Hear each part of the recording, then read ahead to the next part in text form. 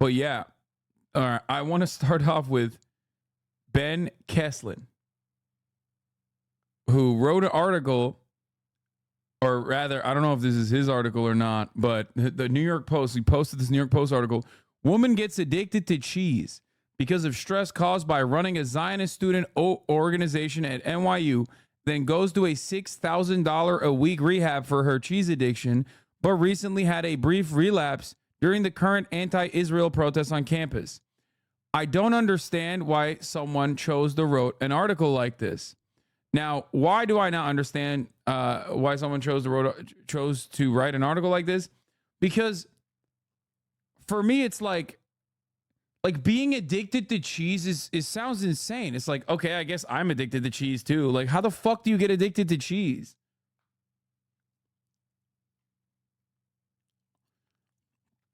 It's the gouda, the bad, the ugly. New York City law student addicted to cheese went to nearly $6,000 per week rehab. Shut the fuck up. I know this woman. I love that. That's awesome.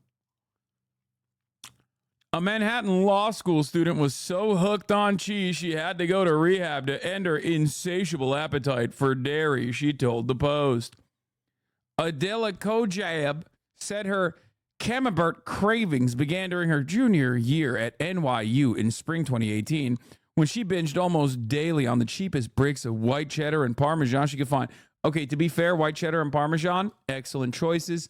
Parmesan, I think, is actually not respected as a solid cheese, like on its own. Everybody always, first of all, one, thinks that Parmesan is actually the Pecorino Romano that you literally see that is sprinkled on pizza and stuff. That's not Parmesan, okay?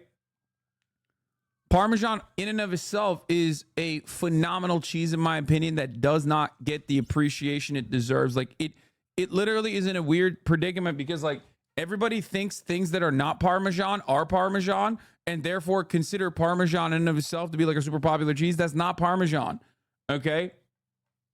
And also, real Parmesan is kind of, it's not as dry as you think it is, and it's very bitter, and I love that shit. Okay? Proof Hasan is white. Wait, what? Bro, I'm a cheese boy. Swiss over Parmesan, you are literally on crack cocaine. Swiss cheese, as far as cheese Olympics goes, Swiss cheese in and of itself is like not necessarily, in my opinion, Swiss cheese in and of itself is kind of bland, depending on what kind of Swiss we're talking about. Because I do fuck with Gruyere, I do fuck with Emmental, like those are, but Swiss cheese in and of itself, it's mid.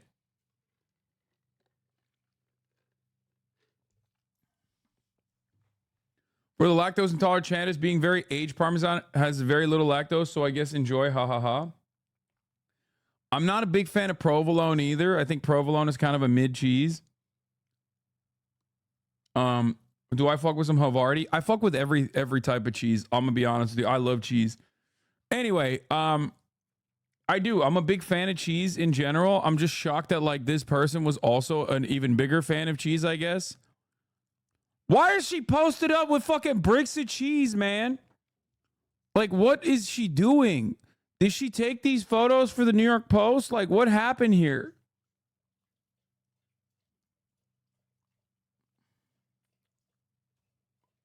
I just saw a clip on Twitter where you said Don Lemon might be on the show. Is that happening? No. He apparently is in Los Angeles, and he was supposed to pull up today, but he said he doesn't have enough time, like, and he really, really, really wants to collab.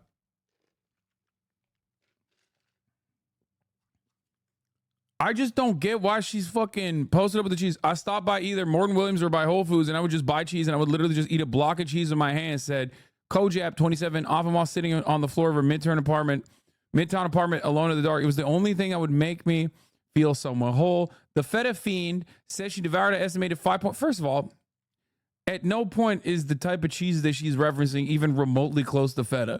You just said the feta fiend because it's a typical New York Post fashion. Okay? You just wanted to do alliteration. This is disrespectful. The type of cheese that she's involved with is very much outside of the field of interest of feta, which I do like. The Greek feta that they sell in America is shitty. It's bland. It doesn't have enough fat in it. It's a very different type of cheese. The white cheese in Turkey, beyaz peynir in Turkey, is the real feta. Significantly better than Greek feta. I will stand on that business every day of the week. But also, very different world of cheese in comparison to the type of cheese that she's going for. She's going for Parmesan. She's going for Parmigiano Reggiano. Okay, that's a different type of cheese. It's a whole ass different. This is so funny. What is this? Adela Kojab had been a proud Jew and a Zionist her entire life. In 2019, when she was a student at NYU. Wait.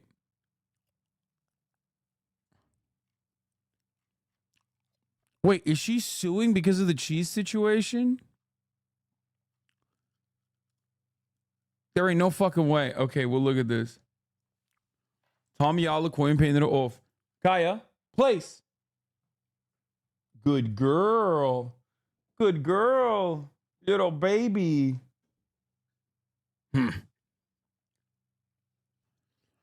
Her pitiful attempts at a salad, she said, amounted to eating Parmesan with Caesar with lettuce on the side. I kept telling myself it's actually cheaper to just buy some blocks of cheese. Bro, it wasn't enough that she posted up with cheeses. She also posted a photo of herself next to the cheeses. Like, what the fuck is happening?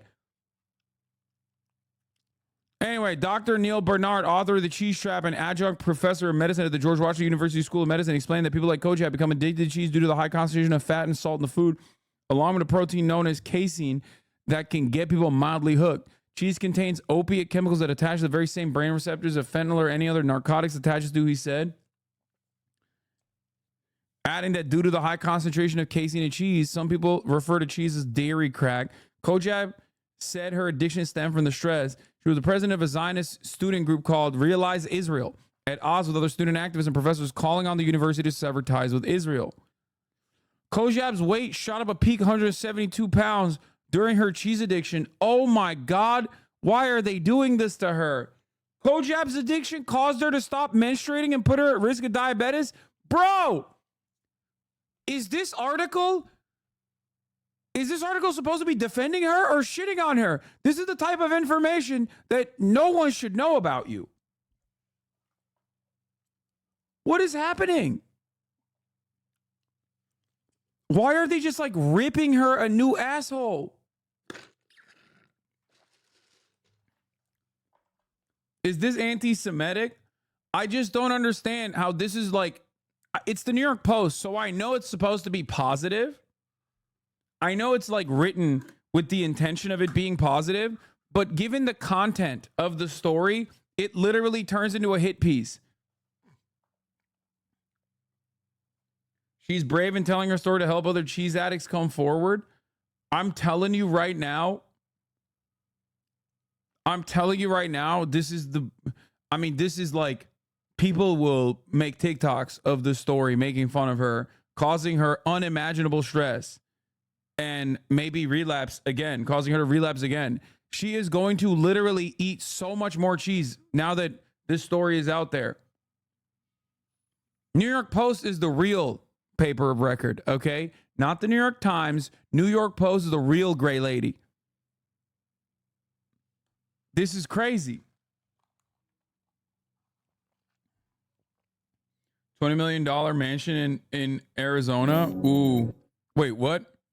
Is this fucking oh God. Whoa, God, look at this car. Oh, gross. Okay. We'll look at that in a second. She spent how much for cheese rehab? $6,000 a week, bro. She also stopped menstruating for 5 months during the throes of her cheese feast to become at risk for type. Dude, this is so funny. New York Post literally was like, look at this fat piece of shit. Like, they're literally writing this article that is supposed to be like, kind to her. And they are basically giving off the vibes with like, look at her, she's so fucking fat. She stopped menstruating because she can't put the goddamn cheese down. She can't put the fucking cheese down. Fatty! What the fuck? Calm down, man. Someone should have stopped John Levine from writing this article. It's just like, My mom said, you're not well, you're not okay, you need to go away for a while. You need to go away for a while. We're sending you to the farm.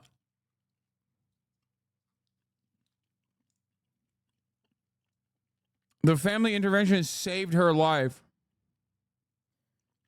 Kojab learned at a South Carolina wellness retreat to count calories and healthy snacks so she could eat in lieu of cheese.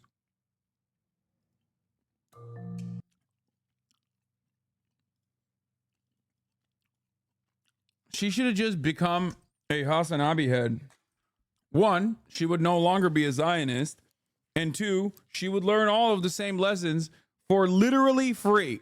Like literally $5 a month if you want to avoid the top of the hour ad break. And that's it. She's out here spending $6,000 a week. And I could have given her this information for $5 a month by subscribing and avoiding the top of the hour ad breaks. And she would no longer be a Zionist, which probably would be much better for her mental status anyway. Your cheese takes are literally your worst takes. Get the hell out of here, bro. I'm a cheese lover. A real cheese lover. I've been a real cheese lover for many years of my life. Don't even come at me with this shit. Here's the 3-minute ad break right now, by the way.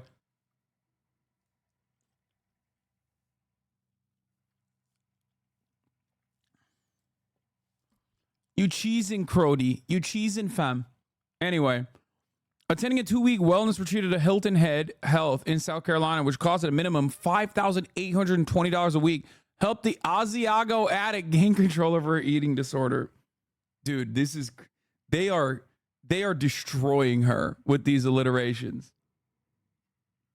Instructors and counselors taught her the basics of how to order and prepare healthy meals, count calories, and consider healthier snacks like blueberries or popcorn in lieu of havarti. Yeah, okay, so she went on Ozempic. Oh, there it is. Her weight has dropped to a string cheese slim 123 pounds, in part aided by Ozempic, prescribed to deal with her diabetes risk. Yeah, bro.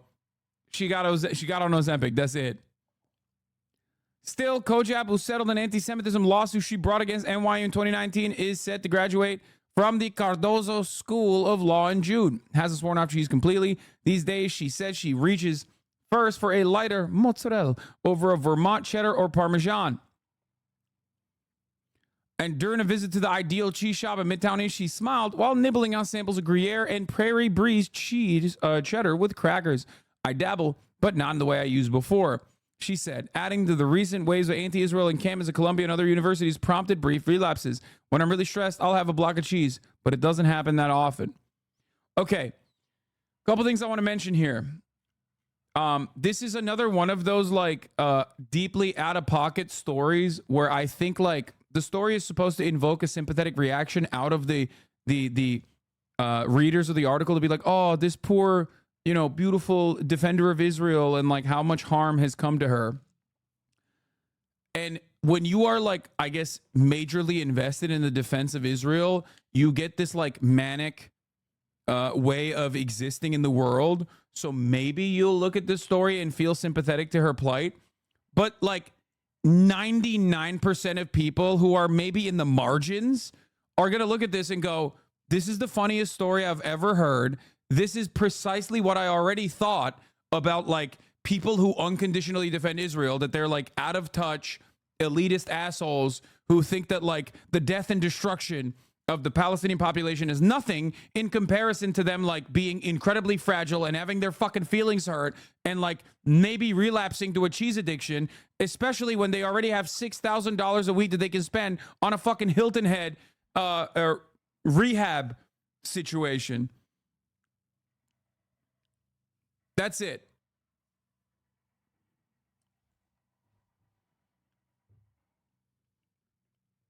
What's funny is she's half Syrian, half Lebanese, Mexican-born Jewish American who is this affected by pro-Palestinian protests to the point of cheese addiction.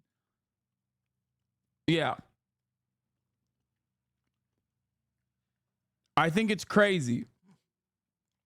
A couple other things I must mention here is that I suspect that she comes from a very wealthy family for a couple different reasons. One, Christian Dior bag. Two, obviously $6,000 a week for rehab for cheese addiction. That's ridiculous. And last but not least, the fact that they got this article written in the New York Post, like this is a PR hit. Okay, this is 100% a PR hit. So I suspect that the family also thought that this would be like a good article to write about.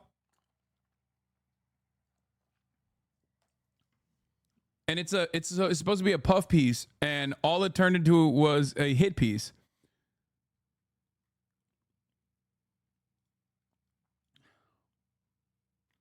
My cheese addiction, full episode, freaky eaters. Wait, what? 24K a month for cheese rehab is mind-blowing. No wonder substance abuse treatment is in shambles. Yeah. I'm telling you, they wrote this article because like it would be a fun, quirky little story, maybe good PR, maybe to show off like some of the downsides. But of course, when you literally look at the motherfucking downsides of being pro-Israel, and the downsides are like that you have to go to a $6,000 a week rehab because of your fucking cheese addiction that got so out of control that like you literally couldn't menstruate for 5 months. It's just like, that's ridiculous. Like there's no more of a self-imposed wound on that front. That is not really a wound at all. Anyway, but here's the other side of this, by the way. This is from December 11th, 2023. Adela Kojab, who had been a proud Jew and a Zionist her entire life in 2019 when she was a student at New York University and back home for a recent Birthright Israel trip, she decided to celebrate Israel's Independence Day in Washington Square Park with her Jewish friends and fellow Jewish students. In the past, anti-Jewish protesters tried to shut down the celebration, so Adela, who was the president of the student group Realize Israel, met with the NYU administration to express her concerns. They told her she was overreacting. They should have told her not to do that instead. Because a celebration of Israel is also a celebration of the Nakba. So, of course, people who are anti-Israel are going to counter-protest the celebration of Israel. Because that's what it is. You are literally fucking celebrating the ethnic displacement of 1 million plus Palestinians at that point. Okay? She wasn't. As soon as she started, an anti-Zionist student rushed to the front of the protest line, held up the Israeli flag, lit it on fire, and threw it to the ground, where it continued to burn.